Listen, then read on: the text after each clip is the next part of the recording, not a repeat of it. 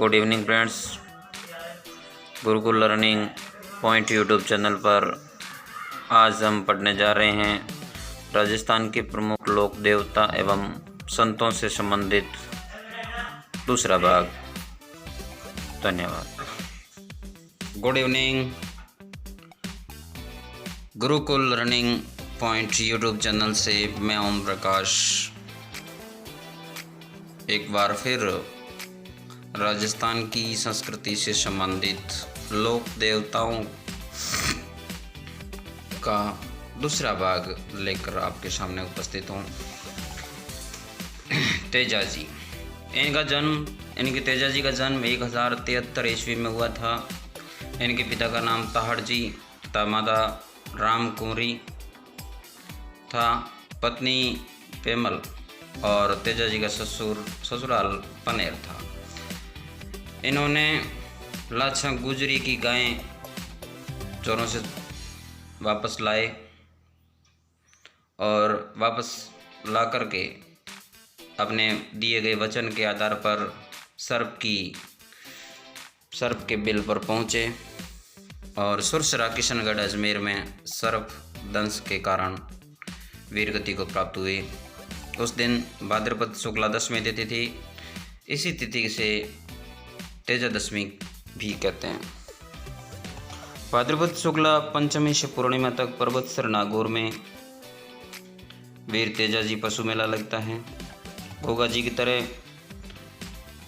तेजा जी को भी नागों के देवता के रूप में पूजा होती है। देवनारायण जी, इनका जन्म 1243 ईस्वी में हुआ था। बगड़ावत प्रमुख भोजा इनके पिता थे तथा माता का नाम साधु गुर्जर था।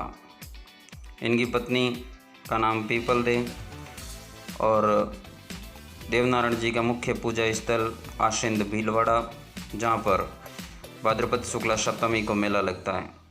इनके अनुयायी गुर्जर जाति के हैं और देवनारायण जी की फड़ सबसे लंबी फड़ है, जिसे हर रात 3 पैर गाए जाने पर यह 6 मास में पूर्ण होती है।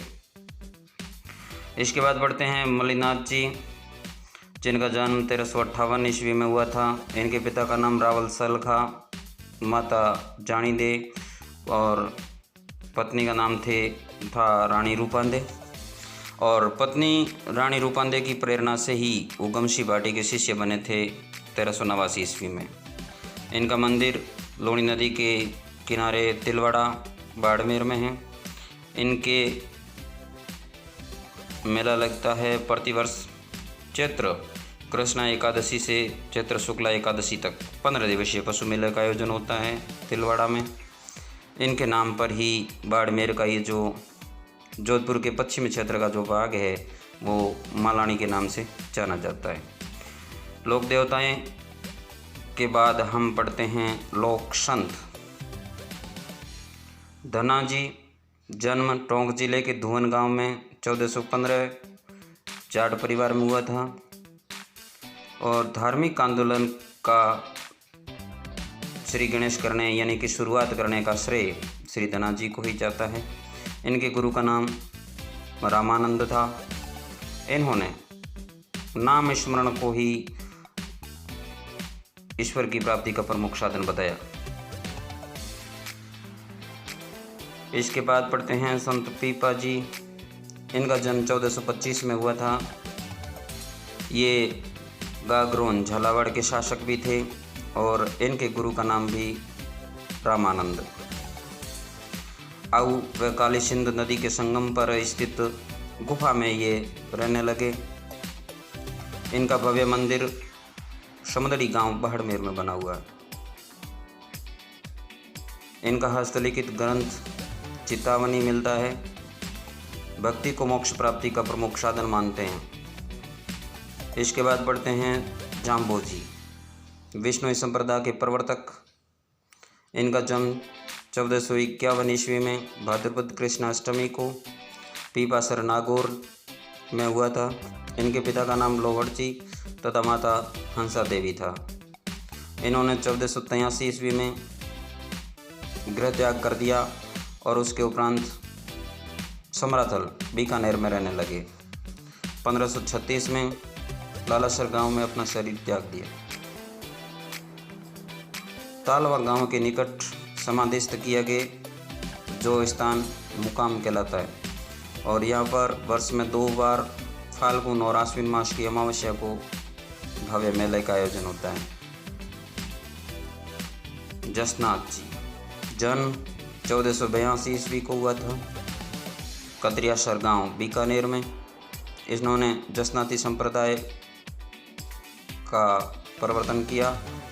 हमीर जी जानी इनके पिताजी का नाम था तथा माताजी थी रूपांदे।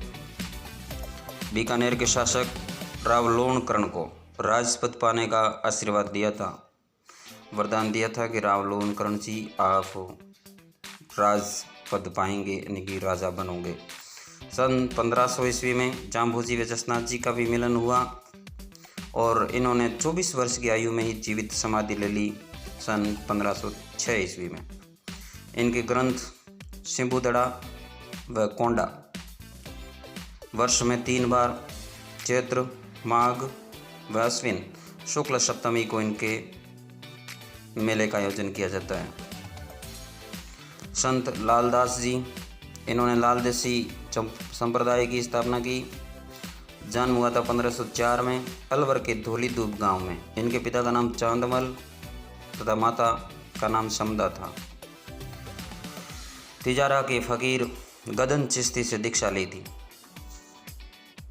लालदास की चेतावनियाँ इनका प्रमुख ग्रंथ है और आश्विन मास को एकादशी व माघ पूर्णिमा के दिन इनका मेला लगता है।